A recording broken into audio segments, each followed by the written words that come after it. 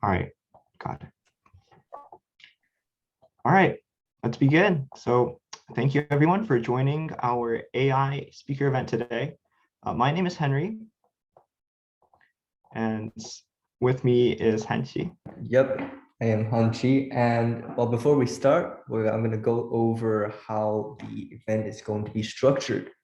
So the event is going to be a AMA, which is a Ask Me Anything, meaning that throughout the next hour, we will be asking our guest, Ms. Winters, a variety of questions, and you will be able to join with your own questions as well.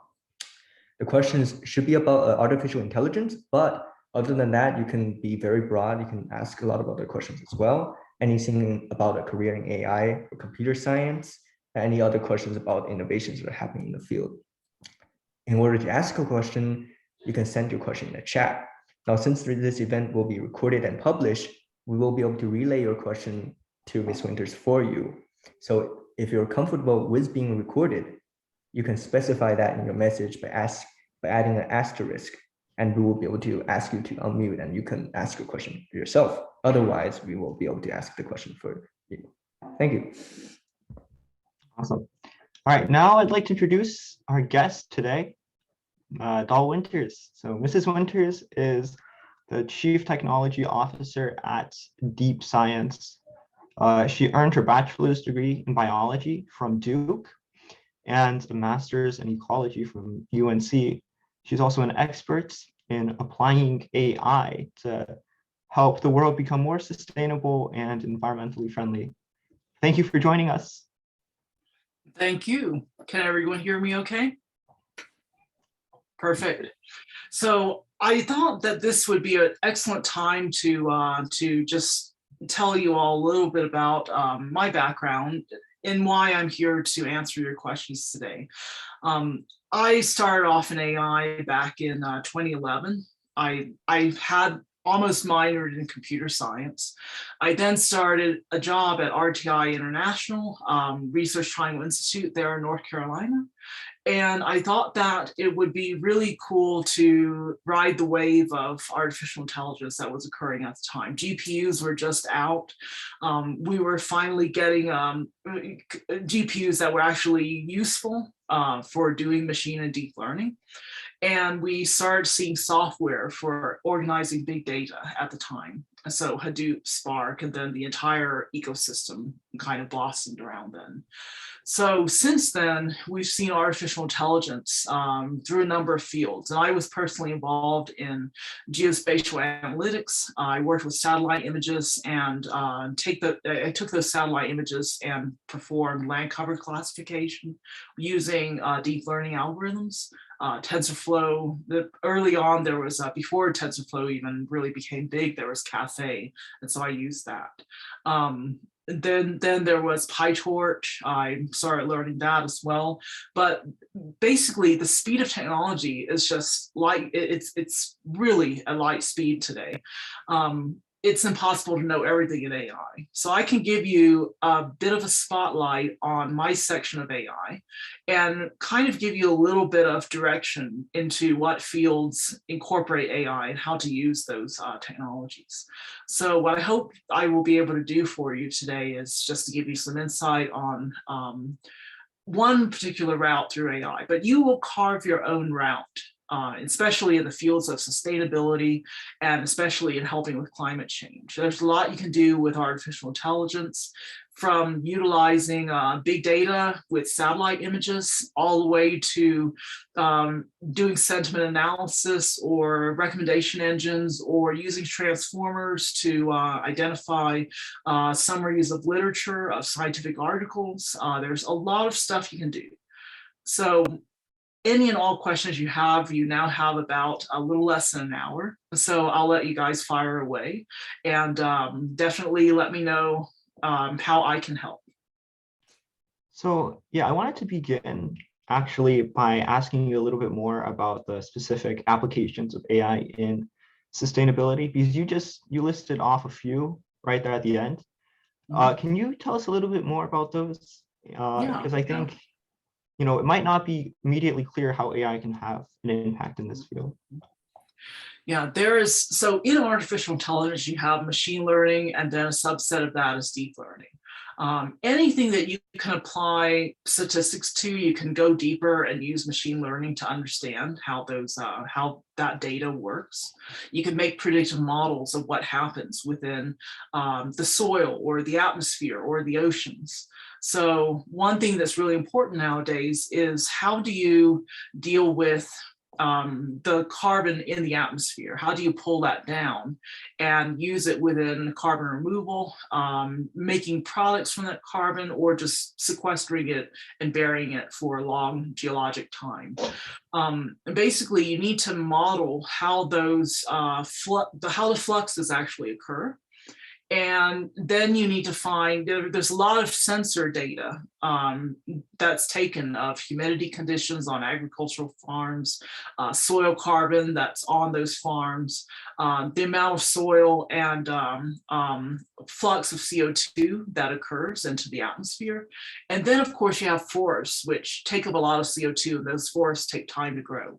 So how do you make a predictive model of how your forest is going to behave in, say, 10 or 20 years to take up CO2? In order to do that, you need to identify your boundaries, the size of your forest plot. You need to count the trees that are on that plot, which you can do with identifying the shape of the crown of the tree through classification methods. So you're using computer vision to actually determine the shape of the tree. And then you can take that tree and then run alongside it a model of the tree growth. And then you can do a predictive model based on data that you've already collected to see how fast that tree will grow over time and how much carbon it should store. So that gives you then a way of identifying what your carbon credits might be in 10 or 20 years time. And also you can calculate, well, how much CO2 will you store? How much can you earn from your forest plot if you cut it down now, or if you wait 20 years to cut it down then? Or if you just make it into a conservation easement, maybe it might be worth more in 100 years. So those are the decisions that you can make with artificial intelligence. That's just one example. Soil carbon and forest carbon collection is kind of uniquely, that they're very well suited for computer vision techniques. Kind of a follow through just quickly. You said one of the things was to count the number of trees, and I kind of identify it using their crown shape. I just thought it was interesting how you do that. What if just, what is the, I bet there is other applications to being able to identify trees specifically, but is that necessary if you can just perhaps measure the area instead of a forest area, so you don't necessarily count the number of trees, but just the land area, and kind of model how efficient that forest as a whole is in converting CO2 instead of kind of on a tree by tree basis. Great question. You're absolutely correct for monoculture tree plots that are planted at the same time. So if you have a forestry patch and you're planting, like, say, loblolly pine all over that whole patch of forest or of clear-cut land, then you can expect them all to grow about the same rate, and they take up about the same amount of CO2. But the trend lately is going towards polyculture plots, mixed species plots that are more resembling natural biodiversity. So in order to do that, you have multiple species, which then you need to identify. And the only way you can really identify those multiple species are from characteristics that you obtain from satellite and aerial images. So different species, of course, will be a leaf during the year, during some seasons and not in other seasons. Some are going to have different reflectance patterns. And so all that data is ideal for incorporating into a classification model. And so random forest is something that's really good. I've used that a lot. You can then, of course, just do a artificial neural network as well. The downside of that is it is a black box approach compared to using a decision tree method. So if you want to actually understand what factors go into predicting where trees are, you kind of need to do like a more machine learning type approach without ANNs.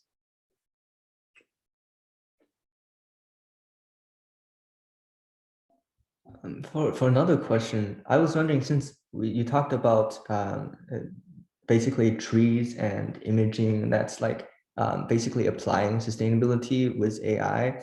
So I've always heard of AI talked about as this field that is very diverse and it's very interdisciplinary. So I'm wondering, like, with your background in biology, how that has transformed into like specific insights you've had in AI, and how does that like help you be able to apply it?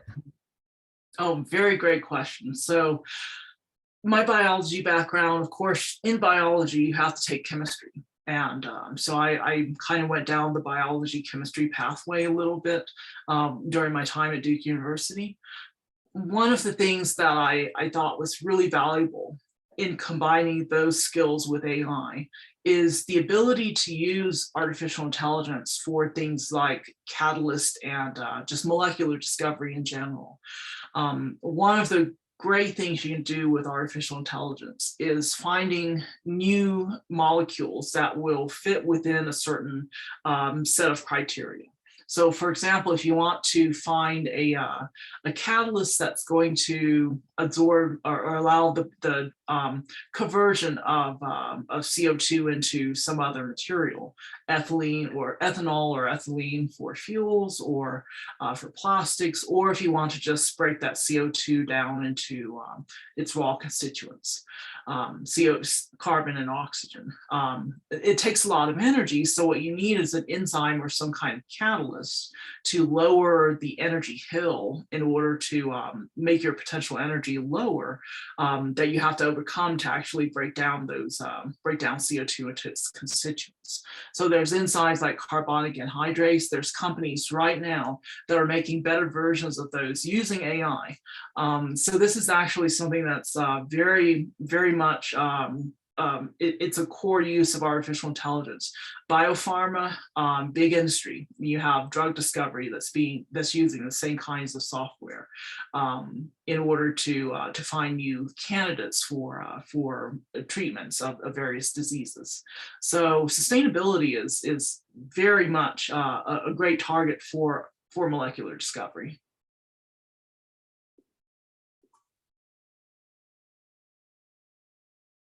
I'm wondering, with discovering different enzymes and stuff, like what type of machine learning model that is. Like, yeah, I just can't really seem to fit it in. Well, you know. Yeah, it is. So there's a guy named Marcus Olivacrona, and he invented something, some software called Reinvent. This software is open source. It's one of the best examples of how to get into molecular discovery. And basically what you do is you can use any variety of machine learning algorithms as long as you are able to feed into it a particular feature. And as far as machine learning goes, you basically train your computer to look at features and then correlate those with particular classes or molecules or whatever the output is. So in doing that, you basically feed into, as a feature, a 3D molecular fingerprint, or something that's called SMILES. It's a string of basically atoms.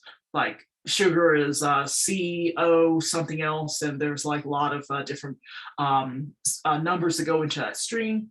You basically take the string, you feed that in, you generate a molecular fingerprint using something like RDKit, for example, and then that molecular fingerprint goes into the algorithm as a feature. So, and then you can train based on a whole bunch of molecules that have similar properties. for example, I did one using this reInvent software where I wanted to find different types of sugar molecules that were slightly different for potential artificial sweeteners.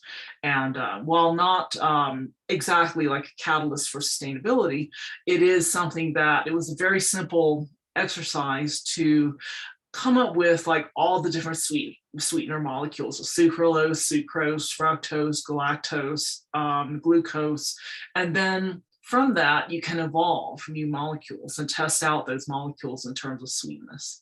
And what I found was I know it was working because it came up with a host of other molecules that were reported in the literature as being sweet that were not in my training set. So, I think that's definitely how you would do the molecular discovery. So just think about when you're trying to apply AI, think about what can you feed into your model as a feature, as a new feature. So it's all about features like that. That's how you basically teach your machine to recognize something. And then you just have, at the far end, you have your output, which is either different classes of material or like different, or you can even do like outputs, like three-dimensional outputs, as long as you specify what your output tensors are going to look like, basically. That's very interesting. So I have another question to follow up with that, but then I have a chat question. So when you train these models, what kind of data sets are you using? And do you think that's a limiting factor? Yes, definitely. So data is really hard to come by, good data. And you have to make sure your data is clean, that it's unbiased, that it is basically, you have to review and curate your data as more or even better than you do your model. The model's the easy part, but as far as the data, you can do images, text, or video. Those are like the main formats of data that you might come by. Those are all input methods into computers, and that's why we're able to use those. But for things like three-dimensional models, if you're trying to model the shape of a protein or something, AI was just used to basically come up with the shapes of proteins very recently. I think that was released by DeepMind, or I forget exactly, but it was a big thing. It was in Science magazine. But protein discovery, in order to do that, you have like this three-dimensional shape that then you have to feed into the computer somehow. So either you do that by images, text, or video, and the chosen method is text for that. So because proteins, you can break them down into amino acids. The amino acids all have different letters, different characters that then you can just put into a text string and feed it in. So all AI data is basically a variation of those three different forms. Geospatial data is latitude and longitude, that goes in as text as well. You can then take aerial images, that goes in as images, but you can also co-locate them with text information as vectors. So in sustainability, we're largely concerned with things like, well, how do we get the CO2 down? How do we prevent a lot of emissions? How do we expand renewables and have more energy that's able to be supplied? So in order to do that, we need to kind of identify what the data should look like, collect that data, make sure we collect it cleanly, perform our ETL, extract, transform, load, into some kind of system that can ingest all that data. And then you can then select, well, based on your data, what model are you going to use? What kind of machine learning algorithm? Do you need something that gives you a black box approach and higher accuracy, which is typically deep learning? Or do you need something that is going to be faster, maybe less accurate, but easier to understand, which is things like random forest, support vector machine, and decision trees in general. So those sorts of things kind of you have to think about and weigh the pros and cons of each approach. But it's very much dependent on your data, as you mentioned. Then I'm gonna pivot here a bit. We have a question from the chat. So he's going to be asking about like basically how to choose his own career path through AI. It's about colleges. So I'm going to ask him to unmute now. Excellent. Go ahead. Oh, hello. Hi. My name is Johan, and I just received my offer from NC State University and UC Davis. Mhm. So from the ranking, UCD have much higher rank. I mean, in CS major is much higher than NC State. So I was wondering, like, will that ranking affect? I mean, will that ranking matter a lot in my future job and my career? Or and also I want to ask, like, how is NC State graduations in, like, how is, like, graduation from NC State like, well yeah, NC State graduation students good, like, I don't know, go worker in companies and all these things. Yeah, I definitely that's a great question. So I would start by looking at the departments that you plan to apply to in both of those schools and see what the rankings are of those departments, not the entire school, just basically what the data science or computer science or whatever you're going into, what the rankings are of those. Now, to really decide, ranking is just one factor. You really want to know, like, what professor you're going to have who might be teaching in classes, who you might be able to do undergraduate research with.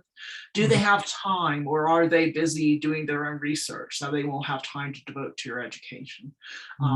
That's another factor in deciding. As far as NC State is concerned, I know a professor there, James Lester. He's outstanding. Definitely has grown that particular department of AI by leaps and bounds over the last 10 years. So James Lester is he does, I believe it's educational use of AI within education. And he does things like use of games, visualizations, and other things to aid the educational process. And he solidly incorporates AI into his work. UCSD, or the university that you mentioned earlier, I don't know specifically about their programs, but they are pretty solid as well. So you kind of have to see what, between those two universities, what projects you might be interested in pursuing, and what people are there to support you on that. Okay. I have another questions, but about UNC, like, if you actually get into, I mean, I don't know if you know the answer, but if you get into the UNC, like, yeah, I know they are going to have a, like, if you want to go to the CS major, you need to apply. How competitive, like, you have to be in order to get into, like, CS major at UNC? Do you know anything about it? Yeah, I know about UNC because I attended there for my master's, but I was in ecology, which is not quite the same as computer science, but I did attend a number of courses in geo programming and some overlapping courses with computer science. It's very competitive. It's probably more competitive than NC State, but it's a great school. It's a great program. You're going to learn a lot, but I wouldn't choose based on just how competitive your college is or university is. Definitely look at the programs that they offer. And you want to get into the highest possible ranking school as you can, but if you don't get very much out of it because there's not very many professors with time to help you through, that's not really worth it. You spent 4 years for, like, teaching yourself how to do AI. So definitely think about the trade-off there. Okay, that's very helpful. Thank you. You're welcome. So in a similar direction, before the events, we did talk a little bit about how you got into AI, and I thought that was a very interesting discussion that you might share with us. So you went to Duke and NC for for biology and ecology. So how did you get into AI after that? Yeah, good. This probably applies to a lot of people out there. Those of you who are lateral entry into AI from various science fields will find this very interesting, what I'm about to describe. So when you're in college, if you're taking a different subject other than computer science, you want to take as many computer science courses as you can, to the point of even minoring in computer science if you can, because it's important to have that computational background. You need to learn how to code. If you don't know how to code in school, you'll have to learn later, which is a lot harder to do. And you will probably miss a lot of things that experienced software engineers know about. So that's the downside of self-learning how to code. So you want to do that in school. And taking courses like that, like programming courses in computer science, will help you in college. Now, after college, when I use my biology and ecology skills as subject matter areas to focus my computer science interests, I was able to then do computer science in the context of ecology. And what that means is I used a lot of geoprogramming in Python and in C within ArcGIS and Quantum GIS, QGIS back then. GIS is Geographic Information System. So you can tell by the name that you're really getting into some computer science there. So even though I was in ecology, my whole degree was focused on research that had to do with geographic information systems and remote sensing. So I did a lot of satellite and aerial work. And so when I got out of my master's degree program, I went to Research Triangle Institute, RTI International, and there I learned how to actually hone those skills towards practical problems. So I received a lot of on-the-job training. And then in addition to that, I also took an interest in big data, and particularly geospatial big data. And that led me to apply to a job at what was called Digital Globe back then. It's now Maxar Technologies here in Colorado. And so that took me cross country. They paid for me to relocate, to work there for tasks that involved satellite image recognition, basically, and land cover classification. So I was an R&D scientist for a few years. Then I started, I decided, well, I'm doing this and other innovation challenges. So then I started a business around solving problems using AI. And it was around that time I had a client come up and say, well, we'd like for you to design a cloud system for us that's going to do crop classification. And that was really where business kind of took off after then. But it was all because I had an interest in using AI and solving problems using my using subject matter expertise in biology, ecology, chemistry, those sorts of things, but really maintaining a strong underlying focus on the tools of artificial intelligence and programming. So all of you who are thinking about doing artificial intelligence but have a lot of skills in particular areas, think about how to use those skills in the service of that area that you're interested in. So even if you're an English major and you want to know more about artificial intelligence, read about sentiment analysis, read about transformers, BERT models, those sorts of things. You will get so much attention in as well as diversifying your abilities in your career path. So an artist, learn about Deep Dream and how that works, basically. Google put that out, and it's really cool. Invent your own technique around that. There's applications of artificial intelligence in every field.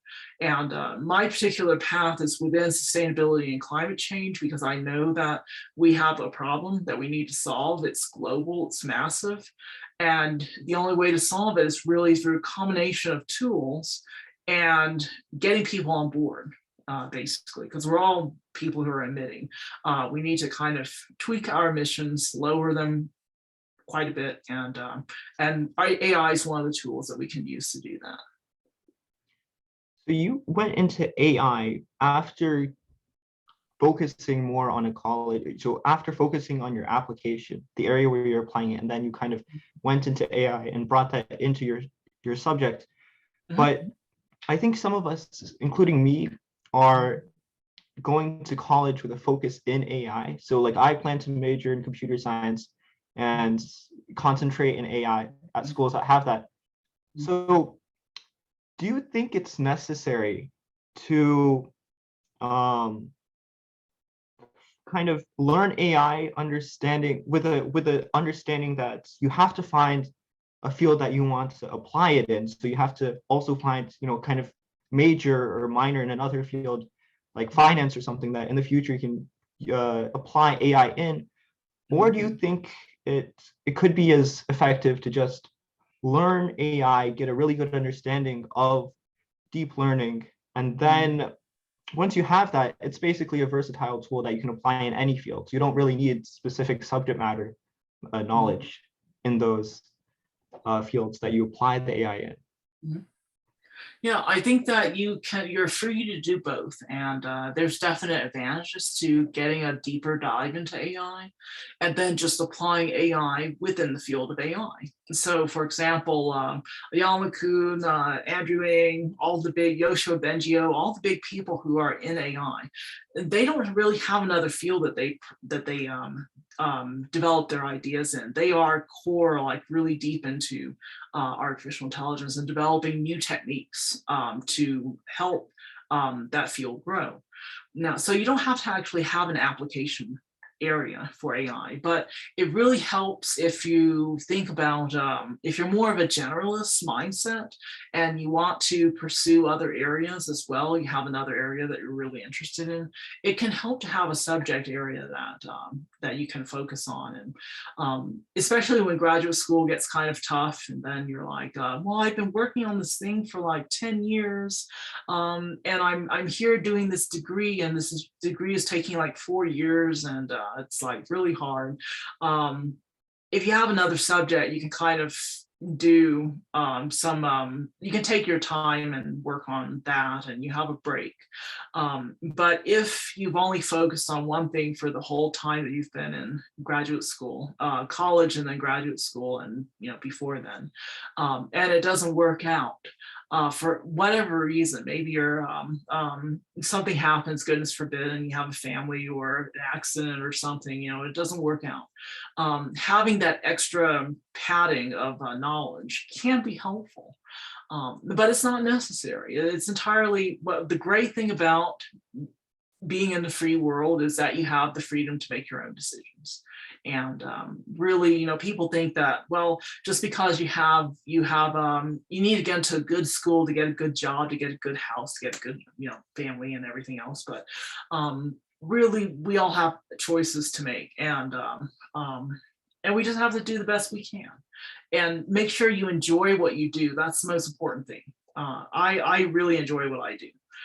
I have nobody telling me I need to get up at a certain time to do whatever, except I need to do stuff for my customers. But I really, AI should be a tool to use towards the end of actually living a good and prosperous life, and not the other way around. You don't want your life to consume all the time you spend because you're at work doing some AI focused tasks that you might not enjoy, because life is like that sometimes.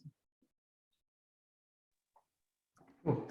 I have a question about just generally. You mentioned that you were involved in a lot of competitions that applied AI, and I'm wondering if it's a good thing for high schoolers even to start thinking about these things, like with like local hackathons or things like that. What do you think they could do for the high school student, and some ways to find them? Perfect. Yeah. I love that question, because this is one of the few areas that is really geared towards high school and college students. Hackathons are just basically big, massive water holes for people to gather and showcase what they can do with the skills they already have. And if you don't already have skills in a particular area, you can team up with those who do and then learn from each other. That's the cool thing about hackathons. There's DevPost, they list hackathons all the time if you're not already on DevPost. There's Driven Data, which does a lot of data-oriented hackathons that for data scientists and data engineers. Those two are like the ones that I would, Top Coder has some good stuff as well. Just look at those and see, try to expand your horizons a bit on like, find a good project that you might want to work on. And then that's basically how I got the job at Digital Globe a long time ago. I had a project that I came up with and I just decided to investigate that. And I actually had a product and output from that I could showcase to the company that was hiring me. So without that kind of background, if you don't have a GitHub profile, if you don't have like something that shows what you've been able to do, it's that much harder to convince companies to hire you for a particular task, even though it's an entry-level position. So so you really have to just do what you enjoy doing, make it into a project, and then showcase that project. So that's definitely, I would advocate that high school students everywhere look into those hackathons. They're pretty fun, and occasionally they award prizes as well. So.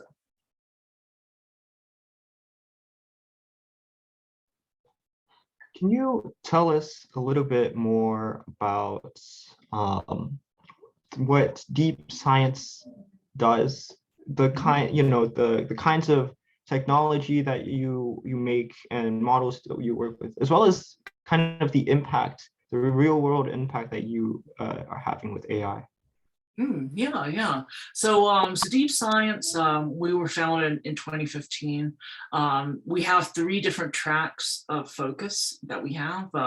One of them is just core data science using artificial intelligence to solve and improve scientific workflows.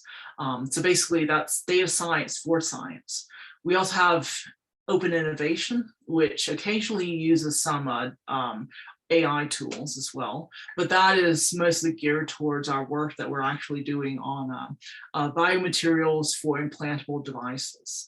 To design those biomaterials, we do use some AI to narrow down the subset of materials that would be useful.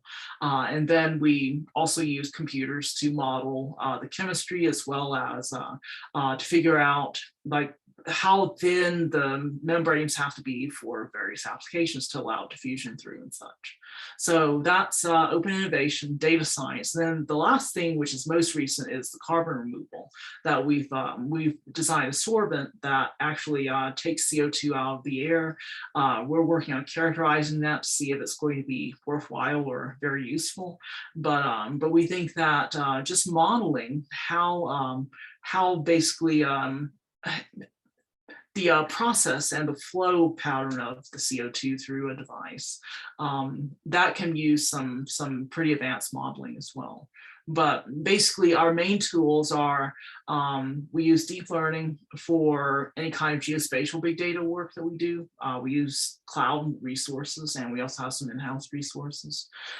We also do, for the chemistry work, we have software for that. And so, and then there's custom tools that we also design on occasion, depending on the application.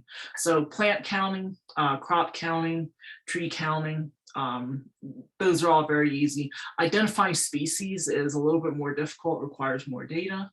But basically any data that a customer comes to us with, we can probably design some kind of AI solution for that, but we don't actually collect the data ourselves. With some of these tools that you mentioned, I was under the impression that AI and computer science are not like separated fields, right? And it's not like one or the other. So what are some of the ways that they could like interact, some traditional tools that you use in combination with AI?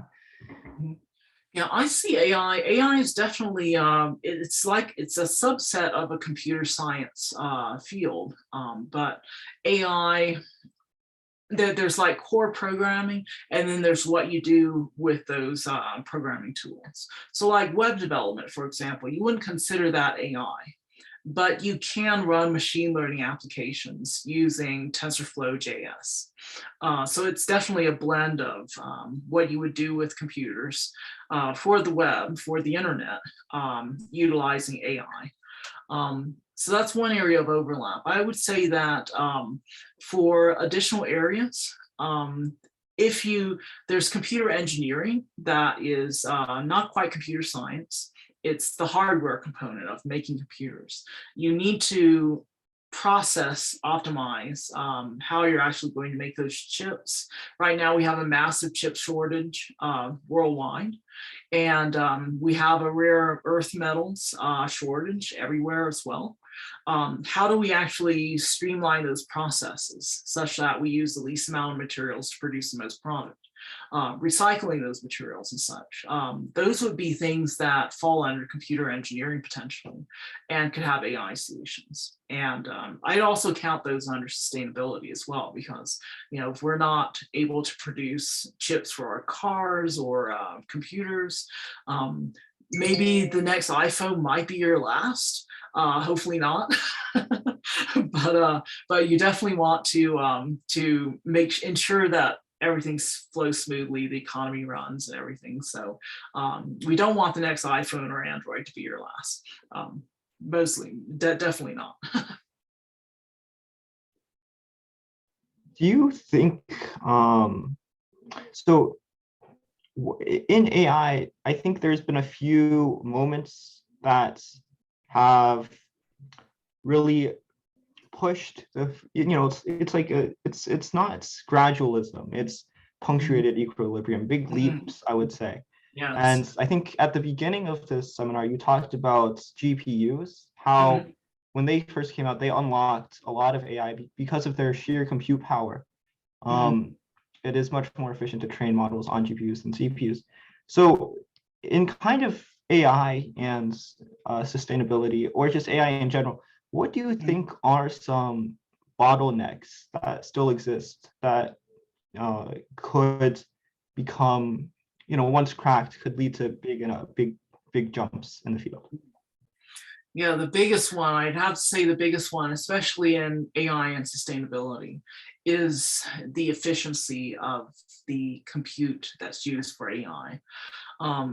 That it's a big problem because when you, for example, transformer models, if you go to use a BERT model or one of the newer ones nowadays, which basically require thousands of computers with GPUs that are just consuming megawatts of electricity, that's really, it's not very efficient. And compare that to like the human brain, which basically uses like 6 watts of energy, or I forget exactly how much, but you can tell how inefficient we are in building our computers in order to do AI. That I think is by far the biggest bottleneck that we face, is the efficiency of our compute. GPUs made things so much better, so much easier. Before then, we really didn't have like the explosion. It was like the Cambrian explosion of compute power for artificial intelligence. That was what GPUs essentially were. Over time, we've had other methods, other incremental methods to increase compute power. By doing distributed computing versus like one single supercomputer, we can use commodity hardware to do AI across many different machines. That's an incremental improvement. We also have things like there's other advances within chips that make them neuromorphic, for example, so such that they can do different tasks, which with much less hardware being devoted to that. So all of those things, I think, are things that we've overcome. But the main thing that we kind of need to overcome pretty quickly is not having like data centers full of computers doing processing for one particular problem. It's highly inefficient use of resources. We want all those data centers doing like lots of problems, which means we need smarter software as well as more efficient hardware. On the note of more efficient hardware, what do you think the future of that is? I've heard of some companies developing like analog chips, and I'm wondering. Yeah, if there are basically chips that are massively parallel, that perform a lot of parallel computations, that's probably where the future of computing will lie. That kind of, it in a way mimics how our brains work as well. Each neuron has like multiple functions, and part of being part of a circuit that stores memories, that does other things. You can't just have a transistor do one thing, which is turn on or off. You need it to store data. You need it to actually be like some kind of a component in a much larger system. And right now, most of our chips are, as smart as they are, as complex as they are, they're actually pretty dumb, because the only thing that you can do with our chips is like the one function that you send to it. You have to give it software, and then it does something with that software, changes ones and zeros, and then gives an output. But you basically can only run one program at a time. What if you could do multiple programs on that one chip, using that one chip? Maybe you might have to redesign the architecture of your of how you're actually feeding in data. But the human mind just, we have a lot of neurons. There's like 100 million neurons or so, but each neuron does many different functions at the same time. Now we don't actually have our brains don't work the same as like artificial neurons by any means, but we do have like similar things that we try to mimic. And the brain has had many more years of evolution than we have in AI. So kind of makes sense to do things like spiking neurons, potentially neurons that are time dependent in their signaling. Maybe we can design our architecture around that as well. Yeah, I think it's, it's interesting how, you're using AI to solve these sustainability problems. And, obviously we talked about the efficiency of the brain, but you're using AI to solve problems with the world's efficiency, but you also said how AI itself has an efficiency problem. It's kind of a very interesting dualism. Yeah. Very true. Yeah. Do you think that let's see. So human brains are really, very different, very flexible, but very, very powerful, but also low energy systems, in the sense, like you said, 6 watts. So do you think that AI should try to copy that? We should try to design an AI that, because deep learning in itself is sort of an analog to neurons and in the human brain. So in a way, it is inspired by that. So do you think the holy grail of AI would be creating an AI that functions efficiently, that thinks like a brain, that acts like a brain? Or do you think that's just not really important? And perhaps more importantly is how AIs complement brains in different ways with their unique strength. Yeah, I'm more inclined to think about the latter, just because whenever we design, we kind of design as a tool to help people when we develop AI. and we don't really need to mimic nature to do that. We just need to design a tool that does a really good job, a very great job at being what it is that can complement humans.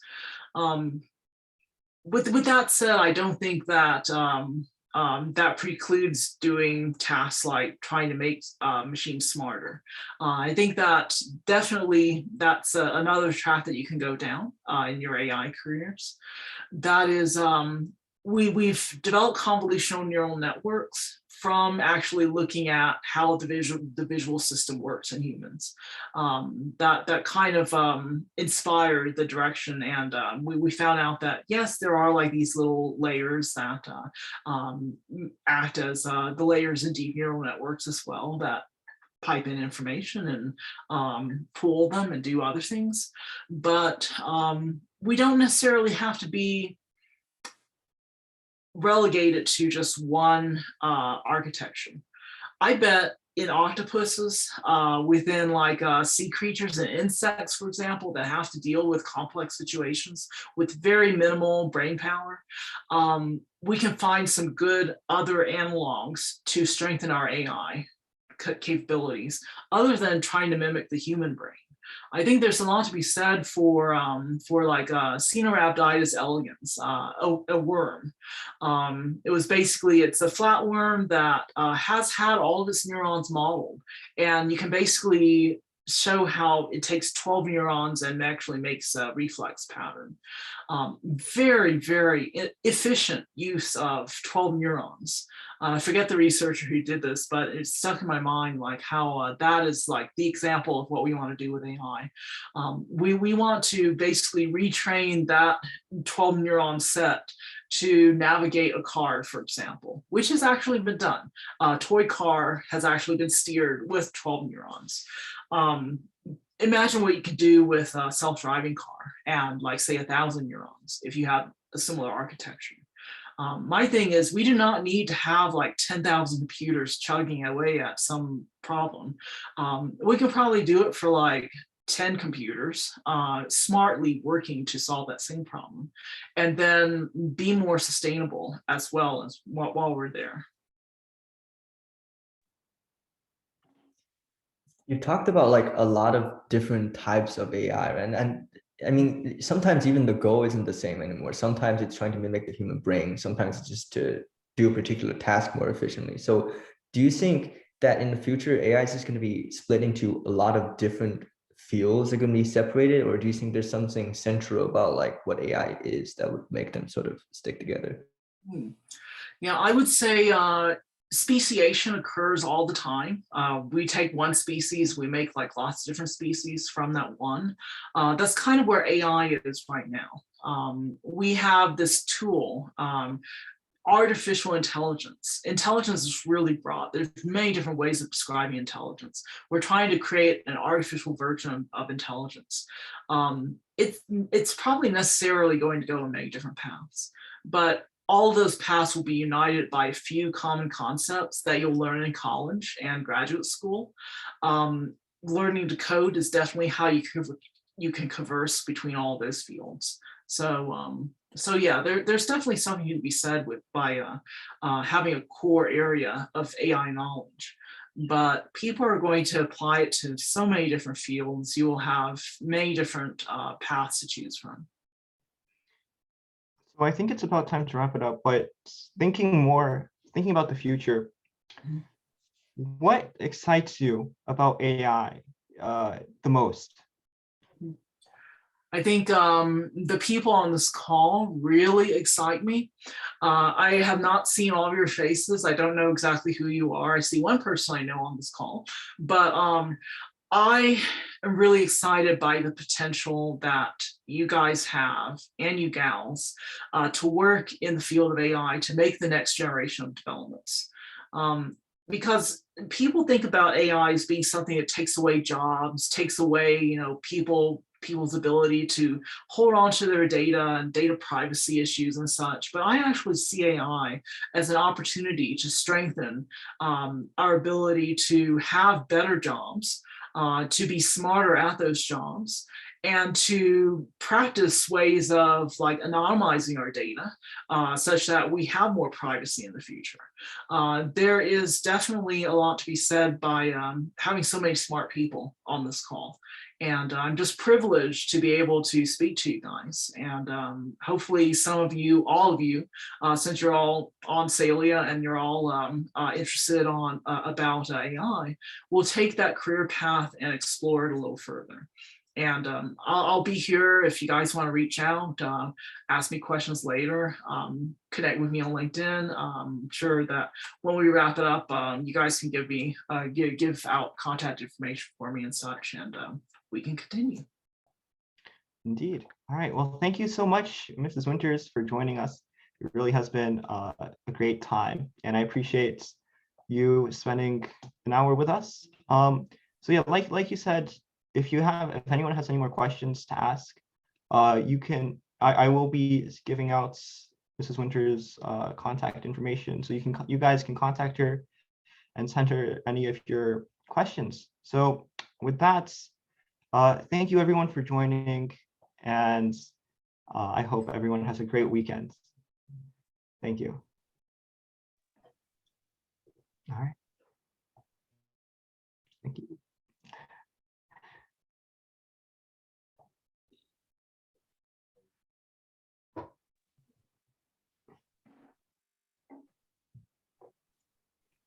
We have one person joining still. Okay. All right. And you're still recording, by the way. You might want to cut that. Yeah. Wow. All right. Let's see. Whoa. All right, Last well, you made though about I think we're yeah. can we talk a bit more? We'll I try guess. that. That's fine. Yeah. Yeah. Wow. But yeah, thank you. That was a great thank you for your time. That was Yeah. that was great. I really appreciate it. I hope you enjoyed it as well. I did enjoy it, yes. Definitely a bright, sunny day outside, but it was even sunnier here just speaking to you guys. So really pleased. And yeah, when the recording gets edited and sent out, definitely send me a copy, and I'd be happy to forward it amongst my network and help you guys recruit some new members. So